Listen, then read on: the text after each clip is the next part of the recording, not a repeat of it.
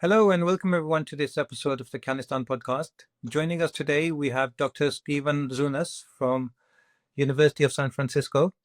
Dr. Zunes is a professor of politics and international studies, and he's a leading expert on U.S. foreign policy towards the Middle East, West Asia. For our existing viewers, for our long-term viewers, you recognize Professor Zunes from one of our previous episodes because we had him on not too long ago. And I was actually really wanting to have Professor Zunes join us again. I was just waiting for the right time. And I think this time is as good as ever. So, Professor, thank you for joining us. My pleasure. I like being with you again. Brilliant. Thank you. So, it's lovely to see you. It's lovely. Looking forward to this conversation, but it's rather sad and depressing times right now. In talking about like the conflict, the war between Israel and Iran as it stands now, what are your thoughts, maybe even leading up to how we ended up here, how the talks were going on, and then Israel attacked Iran, and the messages that came out from Trump and his administration, first claiming that they had nothing to do with it, and then Trump kind of bragging that he knew everything. What are your thoughts?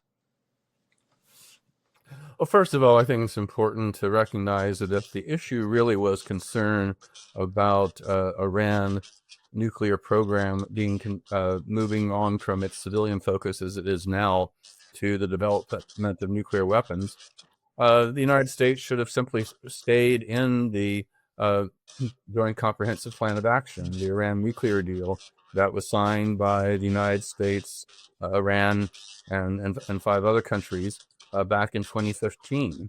I actually met with the then Iranian Foreign Minister Javad Zarif in Tehran in 2019, and he talked about how that agreement took nearly a decade of posturing, 2 years in the sense negotiations. I mean, he said he met personally with Secretary of State John Kerry no less than 50 times to go over every line. And so Trump's idea that, I can strike a better deal, like hit some kind of a real estate transaction or whatever, was total nonsense. I mean, frankly, I think what the Trump administration wanted in breaking off the agreement and what Israel wanted in encouraging that was frankly an excuse to go to war. And already we're seeing how the Israeli attacks have gone well beyond their nuclear facilities and Iranian Revolutionary Guard and other military targets, to include government buildings, industrial sites, energy sites, and various places in downtown Tehran that are again, they're well beyond anything to do with the nuclear program. I think really what concerns the United States and Israel about Iran, I mean, granted, it's a pretty reactionary autocratic government, which, despite its anti-imperialist rhetoric, has engaged in rather imperialistic machinations in the region itself. So again, I'm no fan of the Islamic Republic, but I think what the real concern is that it's a challenge to American and Israeli hegemony in the East. This is sort of an outgrowth of a policy we've seen since the second Bush administration of so-called full spectrum dominance. That is not only resisting the rise of a rival superpower like China, but any regional rival as well. And the big fear about Iran developing a small nuclear arsenal is not that they have some suicidal attack against Israel. Israel has more than enough of a nuclear deterrent. Indeed, there are thousands of Russian nuclear weapons pointed at us right now, but we fear, hey, deterrence has worked all this time. Knock on wood, it will continue to do so. But what they don't want Iran to have, and if they did get a nuclear weapon, what was a deterrent? A deterrent to Israel's ongoing wars and periodic U.S. intervention, such as in the invasion of Iraq. Indeed, if I was Iranian and I saw that the countries to my immediate east and immediate west had been invaded and had their governments overthrown by the United States, I might consider wanting to have a deterrent. especially when you look back and remember how Iran was labeled as part of the axis of evil with Iraq and North Korea. Well, Iraq got rid of its nuclear program, allowed inspectors of the International Atomic Energy Agency back in to verify that, and they got invaded anyway. The government overthrown, their country occupied. North Korea, by contrast, threw out the IAEA inspectors, started building nuclear weapons. They're still in power. What lesson do you get from that? Maybe you do need a deterrent. And so, even though I very much would oppose the idea of Iran getting a nuclear weapon, the policy the United States and Israel have pursued here is doing just the opposite. If they really wanted them not have a weapon, they would have stayed with the Iran nuclear deal. The last thing you should do is to make war, which will only encourage the more hardline elements that really might want to send Iran in a nuclear direction, because they haven't gone in a militarized direction yet, but after what's happened, they very well might. Israel's not going to be able to destroy everything. With so much of it's underground, and it hardened facilities and that kind of thing. I think you're absolutely on the spot. It just seems like from start, Trump just seemed very non-serious about the negotiations, because there was times when Steve Witkoff came and said, okay, we can tolerate Iran having up to 3.5 or something % enrichment. And then he went back to USA and they said, no, we're not going to tolerate that at all. So no enrichment. And then they were talking about getting rid of missiles. And then Israel was talking about, we want a Libya-like deal. And we know what happened with Libya, as you said. Mm-hmm. So from start, it looks like even this whole military campaign that started, it just doesn't seem like it has anything to do with nuclear weapons at all. It just seems like it's like a regime change operation. I'd also like to get your thoughts on, like, I wonder how long you think Trump was playing along in this whole game, because this operation would have taken months to prepare for before it was carried out. Even initially, when Trump came to the visit in the Middle East, and he went to all the countries, but he excluded Israel from his visit. Even at that time, I was kind of a little bit suspicious, thinking, I wonder what's going on actually behind the scenes. Yeah, so it's hard to say. I mean, I think obviously they knew about it beforehand, which is why they evacuated non-essential personnel from the embassy in Baghdad and elsewhere. And while we didn't have direct U.S. support for the attacks, for example, you didn't have American refueling airborne refueling tankers, supporting Israeli jet fighters and that kind of thing. I think they certainly seem to be supporting it. Yeah. And I on the one hand, when you look at the enrichment question, I mean, on the one hand, Iran doesn't really need to enrich its own uranium. I mean, they can get it elsewhere. We've got a lot of oil and gas. You don't need nuclear power plants for energy. And frankly, I personally, I'm not very excited about nuclear power anywhere, including my own country. But even putting the environmental concerns aside, I mean, I think it's much of their technology is very old technology. They don't really need it for research. I mean, a case can be made that Iran is being a little too rigid and insisting on holding on to enrichment facilities and that kind of thing. On the other hand, I mean, they have a right. Every country has a right, and this part of the Non-Proliferation Treaty. And yes, Iran was under some special restrictions due to some not going public with certain kinds of research back in the 1990s that the International Atomic Energy Agency puts in particular some limitations there. But I think the Iranians do have a point that they are being unfairly singled out. And the thing about Iran is that, again, most people hate the regime. Like, they really do. But the Iranians are some of the most nationalistic people in the world. I mean, Iran, formerly known as Persia, has been a major power in the region on and off for the past 2,500 years. And this idea they can be treated like some kind of banana republic, that they can, that the U.S. can say, okay, our allies, can have nuclear weapons, Israel, India, Pakistan, um, and they can even continue to be in violation of UN Security Council resolution, indeed 487. Israel has to put its facilities under nuclear facilities on the trusteeship of the IAEA. UN Security Council Resolution 1172 says Pakistan and India need to give up their nuclear weapons and their nuclear capable missiles.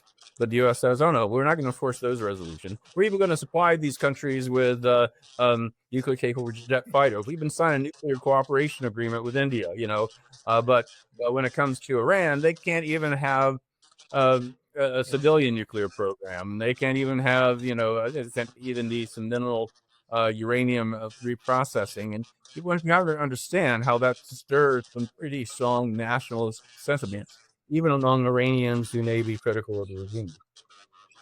I think you're absolutely right. Given we are where we are, and if for a minute we do think that Israel's motivation behind this was to destroy Iran's nuclear facilities, or at least roll it back 8 or 10 years or whatever they can do, how realistic do you think that is, and how likely are they to succeed? Given, I think the response that they've got from Iran kind of surprised them somewhat, because they came out on that first day and they were pretty successful in the campaign that they had, killing off the top military leadership of Iran through whatever tactics that they had. But it was pretty impressive how quickly Iran was able to regroup. Within hours, they kind of filled those vacancies and started hitting back. So I think it kind of took Israel by surprise somewhat. How do you think this campaign is going for Israel? On the one hand, they have been pretty impressive in terms of the level of their superiority, and obviously killing these military leaders and these leading scientists and that kind of thing is a blow to Iran. But Iranian society has a very good education system. I mean, there'll be plenty of other nuclear scientists and theoretical physicists and others who will take the place of those who were killed, and certainly in a large military bureaucracy like the Iranian Revolutionary Guard, they certainly have some up and coming people to take the place as well. I think where Israel probably did miscalculate was that there are a number of Iranian missiles that are getting through. That the Iron Dome may be fairly successful in shooting down these rather small rockets made in machine shops in Gaza, but they are they're hardly a match to the sophisticated missile technologies that Iran produces. The number of casualties in Israel have been fairly minimal, and in part because unlike Gaza, and not to the extent of Iran, they do have a very sophisticated amount of underground shelters to protect people from those kinds of strikes. But the damage being done, I think, was more substantial than Israel anticipated. But unfortunately, I think the reaction is going to be to unleash even more attacks in heavily populated areas of Tehran and other Iranian cities. Hey there. I hope you're enjoying this episode. Let me just take a moment to introduce our sponsors for today. This episode is kindly being sponsored by the Worldwide Listings Company Limited, or WLC for short. WLC is a complete A to Z Amazon account management service. So if you're looking to start an e-commerce business, or you already have a business that you want to take to the next level, then get in touch and WLC will be able to help. Just for transparency purposes, let me also mention that WLC is a company that I personally created and am a director of. So when you get in touch with WLC, you will be speaking with directly myself or my team, and we very much look forward to speaking with you to see how we can serve your needs. Thank you. And with that said, let's get back to the episode. Yes, I think the nuclear scientist that got taken out, the Iranian scientist, there were some interviews of those scientists from a while back saying that they were pretty much retired already because all of the research that we needed to do, we've done it and documented it all. And also, I think now Iran's actually teaching a lot of this science in schools and universities in Iran. So you're absolutely right. I think it's going to be. This is the thing, you can't unteach people what they've learned as a nation. So even if you take out their nuclear program completely, you can't erase the program from their memory, from documents and everything. So I think it just seems a little bit foolish unless the actual plan was regime change, because whatever they do with this current regime, even if they wipe out completely the nuclear program, which I don't think that they can, and Iran goes back to zero, they'll just start again if that's kind of what they decide that is the only protection for them, and is they decide that as a nation that's the direction we want to go into, they'll just start again. So I think Exactly. I mean, personally, yeah. I was just saying, ever since the nuclear genie got out of the bottle, if you will, back 80 years ago or so, that again, that knowledge, the technology is there, and the and this idea is a few people have a secret, and if you get rid of them, that's the end of it. I mean, the notorious Rosenberg trial in the United States in the 1950s, where they executed these two American communists just supposedly, giving over the nuclear secrets to the Soviets. The Soviets figured it out on their own. It's not the kind of thing that just killing a few people is going to make a difference. But this also underscores why the only way of really controlling the threat of nuclear weapons is through a law-based, diplomatic efforts, and they have to be universal. Well, for example, Iran and every Arab state has come out in support of a nuclear weapons-free zone in the Middle East, similar to nuclear weapons-free zones that already exist in Africa, Latin America, Central Asia, Southeast Asia, South Pacific, Antarctica. But the United States and Israel have rejected that proposal because it would require Israel to give up its nuclear weapons, and it would prohibit the United States from bringing nuclear weapons on its planes and ships into the region.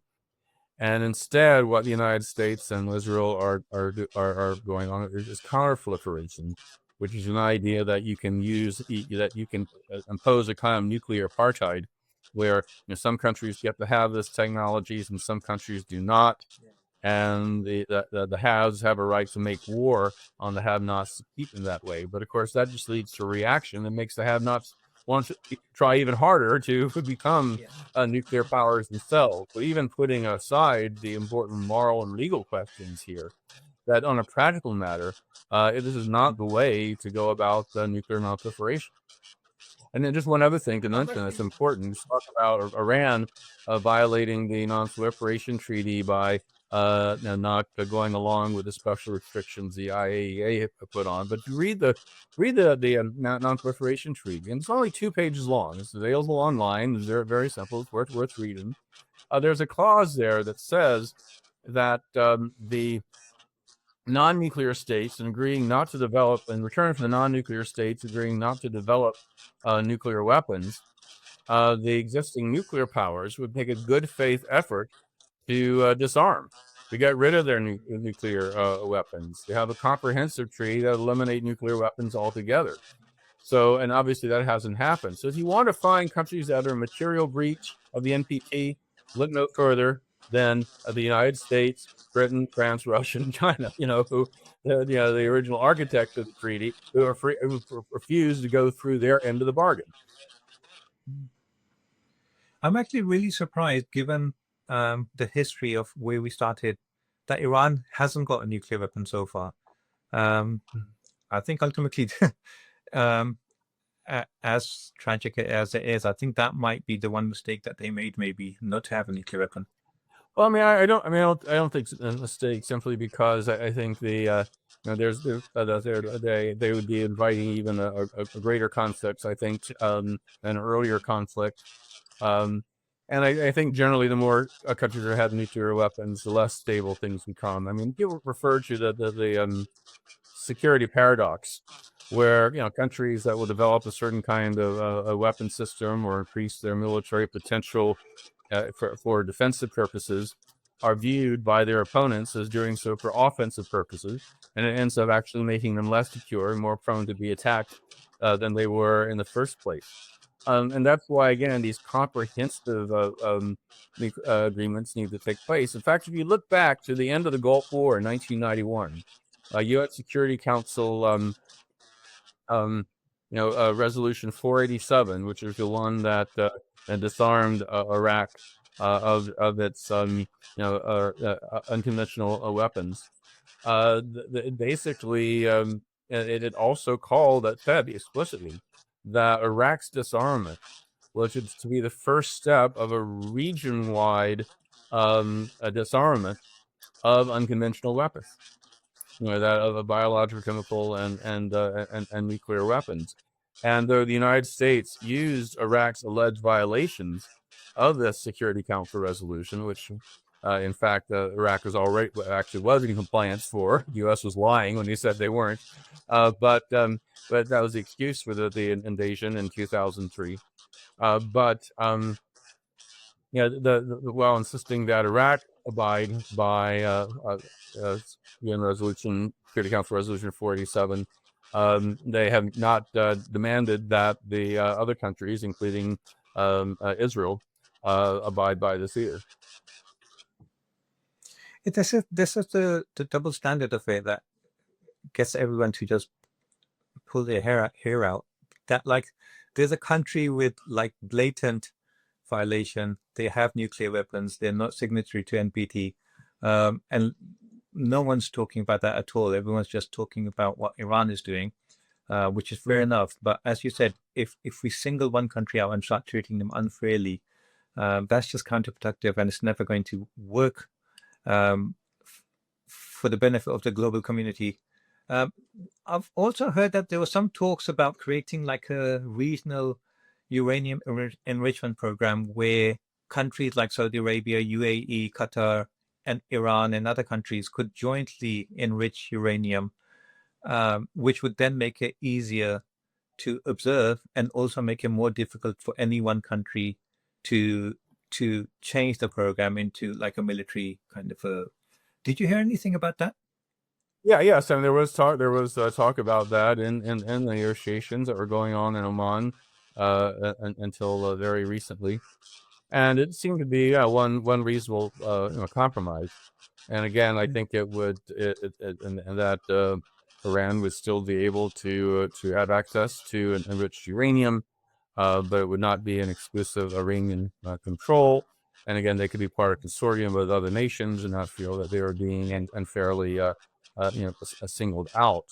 And perhaps that's why Israel attacked them in bid, because maybe they were afraid that this would actually come to fruition, and they would have less of a cruise. How do you see the role of IEAA, the International Atomic Energy Commission? Because Iran's had a lot of complaints about them, but how do you feel? Because there's been a lot of like analysis saying that maybe some of the information, whether it was directly through IEA or whether it was through Western powers, but it was leaking through to Israel. How do you see that? I'm not aware of any direct leaks, but the IAEA has been obviously critical of Iran for not abiding by the restrictions that they impose. At the same time, they have come out very strongly against the Israeli bombing.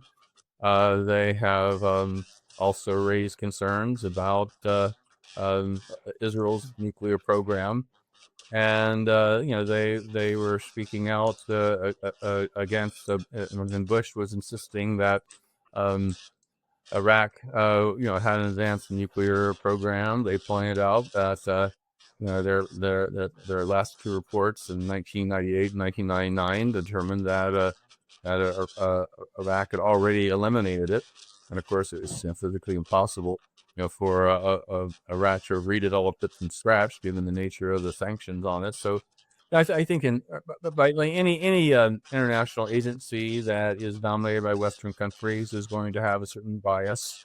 Um, but I think that in general, they have been fairly uh, uh, honest and straightforward and living up to their mandate. Sure.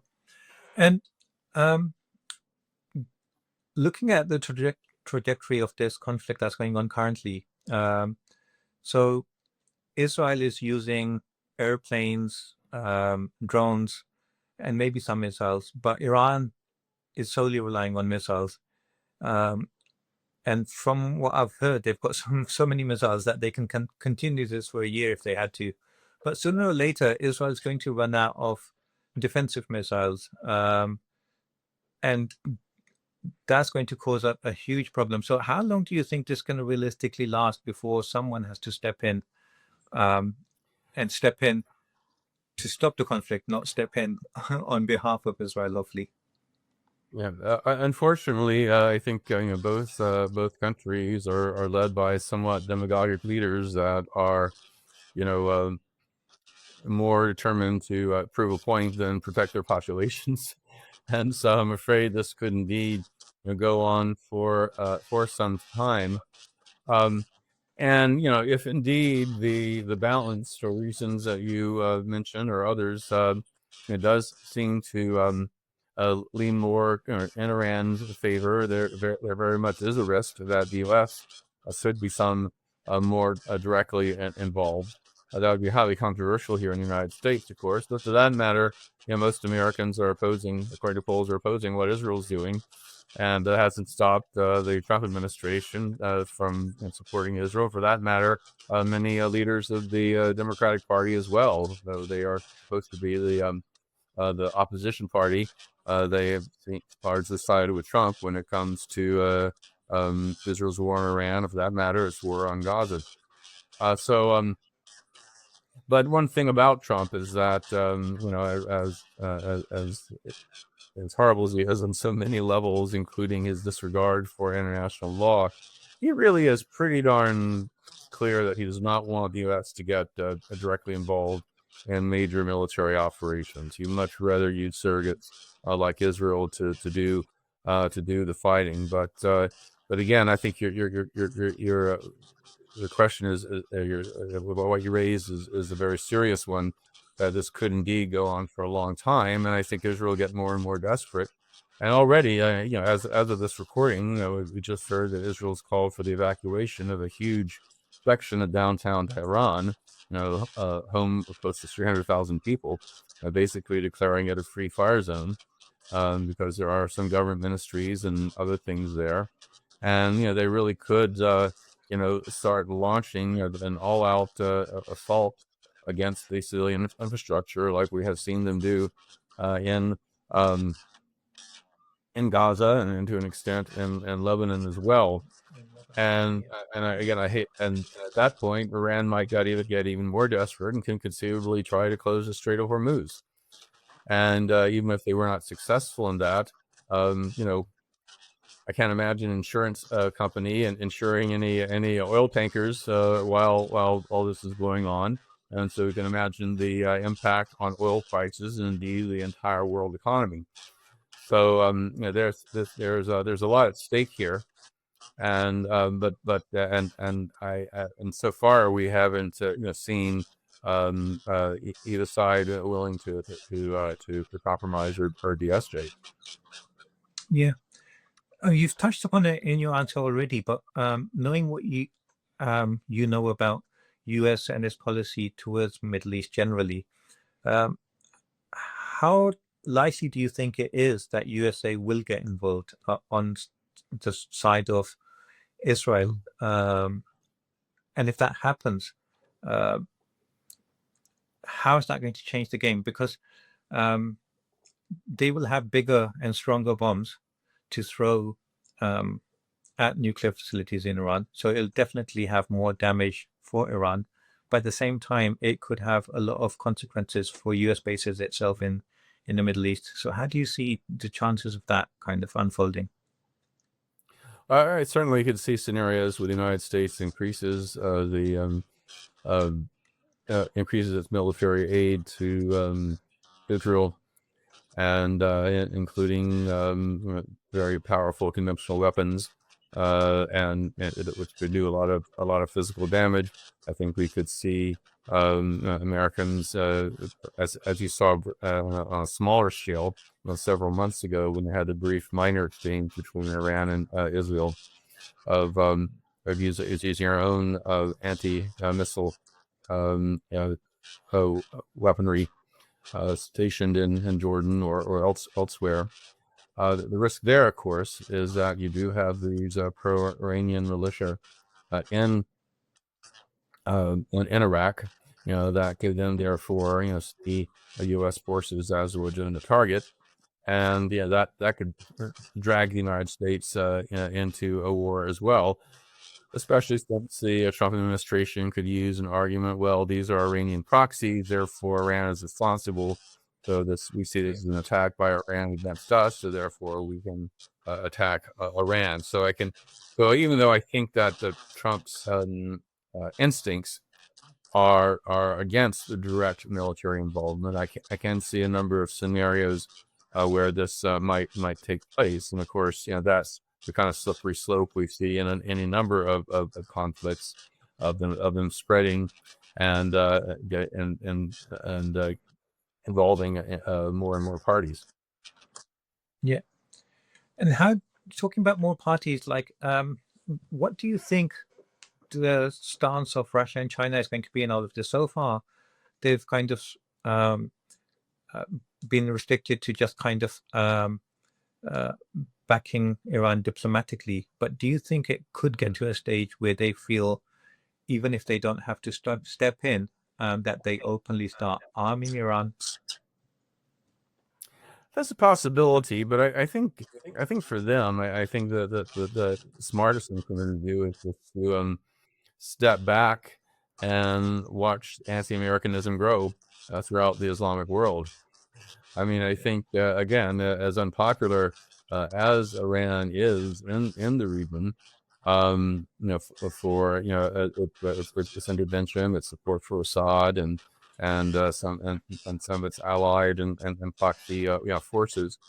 I think there are plenty of Muslims and others who recognize sort of the unfairness, the double standards, the hypocrisy, and not to mention just the increasing suffering of ordinary Iranians who may not like the regime, but are nevertheless on the receiving end of Israeli attacks, and combined with what's been going on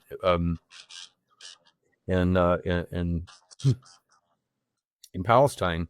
I think it's going to be making it more and more difficult, for various Arab states to be on good terms with the United States, and the more anti-Americanism increases, the better it is for Russia and China and their agenda. True. I do think that with both Iran and China, they do put a lot of importance in the sovereignty of Iran, making sure that their system doesn't collapse. Because for Russia, Iran is important for their north-south trade corridor that they're trying to establish to get to the Middle East. For China, obviously Iran's very important for energy supplies.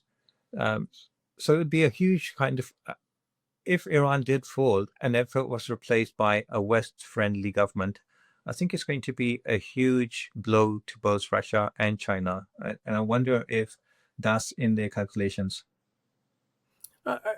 Perhaps, but at the same time, I mean, the Iranian regime is in many ways an international pariah. They have been for many years, going back to the hostage crisis in 1979, 81, and and some of their other actions. And so and indeed, China and Russia were supporters, indeed signatories, of the Joint Comprehensive Plan of Action, the Iran nuclear deal, which of course was very one-sided against Iran. I mean, it didn't require Israel or India, Pakistan, the United States, or anybody else to lessen their nuclear weapons against signal out Iran, to limit even a civilian nuclear program. So, I mean, this is not, like I don't think either of them see Iran as an ally per se. But at the same time, for the very reasons that you say, that especially after the fall of Assad, Iran in many ways really is the last bastion of resistance to Western hegemony in the region, and so they would not want to see its collapse. But I think that we're already hearing talk. Well, if there's enough damage done to Iran, and maybe the regime really finally will be overthrown. And I think there certainly are Iranians who believe, as unfair as the Western demands on Iran may have been, that it was wrong, for Iran to have been as rigid as they have in maintaining their position, their right for nuclear development or whatever, even if they had that right, given the realities of the political strategic situation. I'm sure there are those who are saying, was it really worth going this far? Let's look at what's happened. So I think I can see how this can stir up resentment, but by and large, my impression is that what is done is, and this is what happens in most countries are attacked, is that people rally around the flag. That people, even some of the regime's biggest critics were saying, hey, they shouldn't be doing this, and we're going to support our country defending itself, from this clear-cut act of aggression against us. So I think that, I think and again, I'm speaking with someone who's been a major critic of the regime, who personally knows a lot of people who are in the nonviolent resistance against the Ayatollahs and the Revolutionary Guard. That this is, in certain ways, though Israel would be able to do a lot of damage, that in certain ways is going to strengthen the regime rather than weaken it. Very true. Currently, I think there's been some surveys done that, especially in the younger people in Iran, there's a stronger opinion that Iran should definitely have a nuclear weapon now. But I think public opinion can change very quickly. And as you say, if there's large-scale destruction in Iran, that public opinion can change, and then they can end up blaming their own government for the destruction. I was also listening to some military analysts who made a good point that whether or not USA gets involved will depend largely on Iranians. If they hold firm, and if they kind of can take the blows, then probably USA will not get involved. But if USA detects chaos and unrest in Iran, and the chance to create that split within the society, then I think that's when USA will see an opportunity to step in. That's possible, but on the other hand, I think the worst thing that the United States could do in terms of supporting the opposition is to get involved, because that would play right into the hands of the regime. I mean, the regime, in part because of the CIA coup in 1953 and that regime change in Iran as official U.S. policy, they've been able to claim that the various waves of pro-democracy protest in Iran have been a U.S. and or British plot against them. When in fact that we have been overwhelmingly been homegrown movements, and that the opposition, is itself anti-imperialist, that they do not support Western hegemony, they do not want or accept aid from foreign governments, that these people are strongly nationalistic.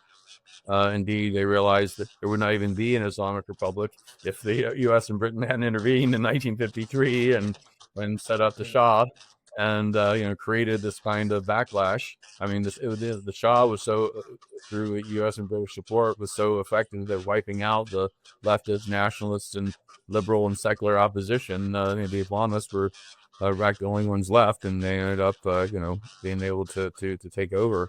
And then particularly reactionary brand of Islamist at that.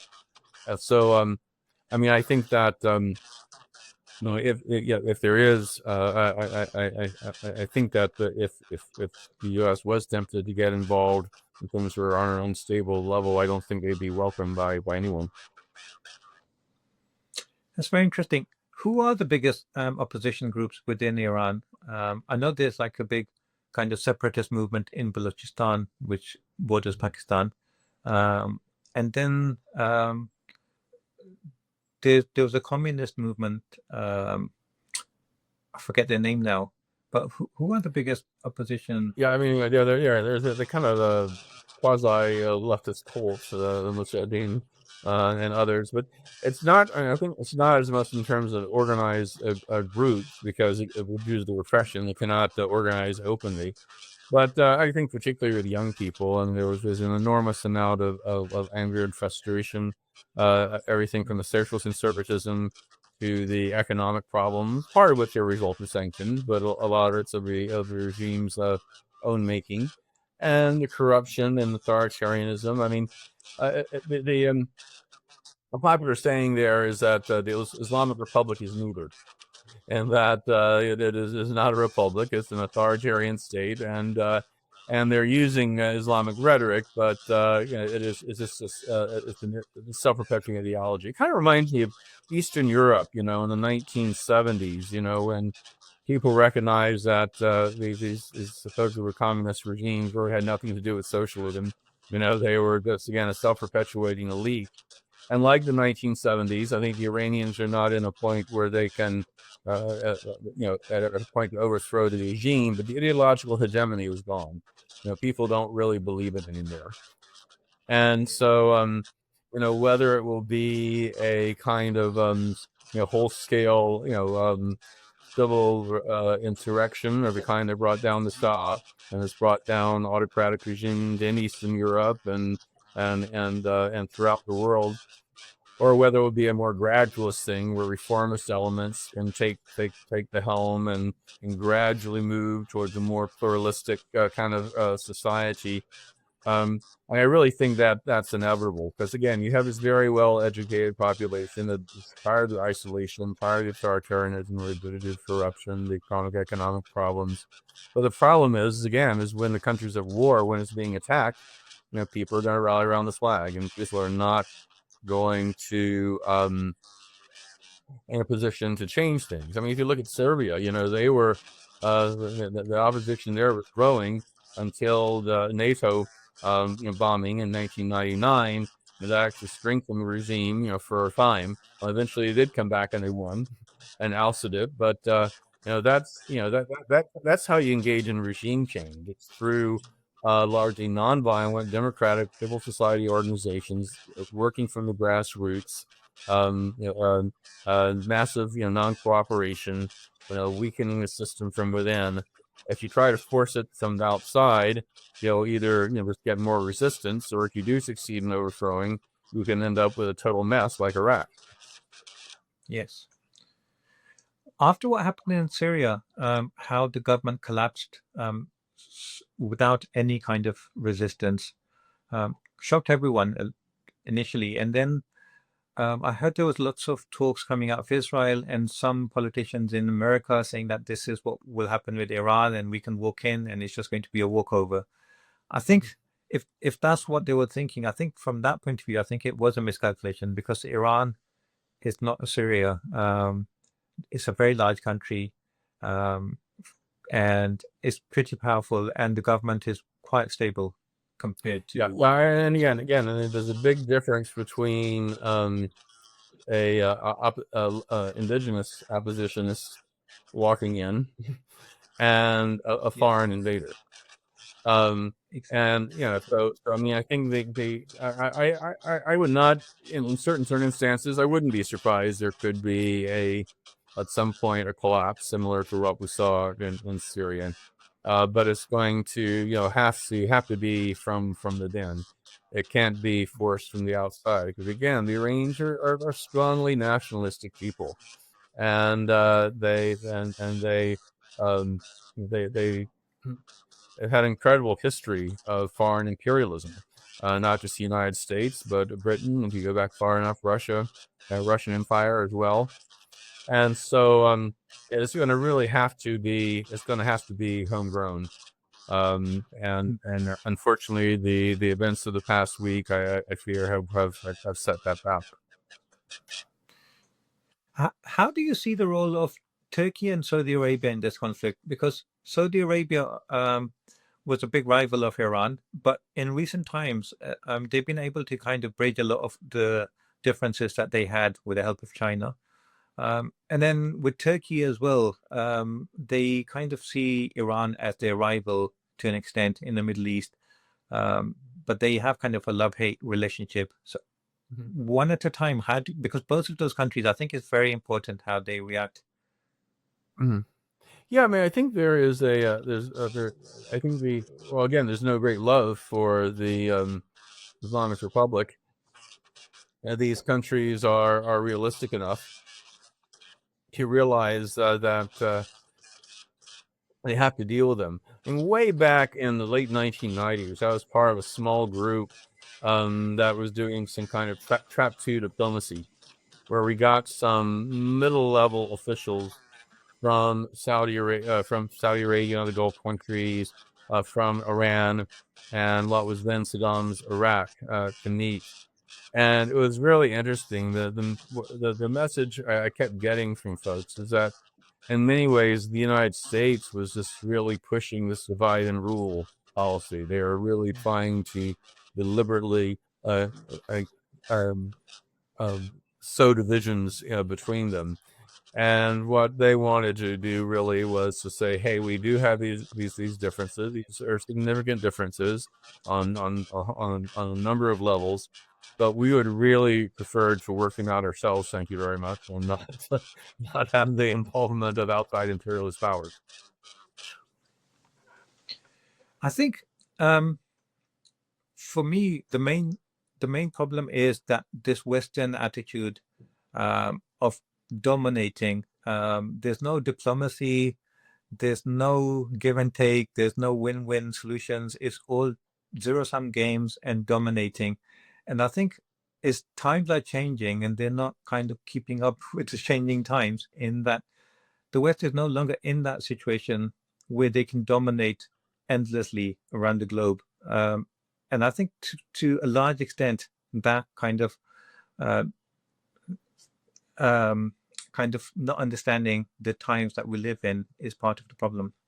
Well, very much so. It's a much more complex world. We can't send CIA and overthrow governments like we used to.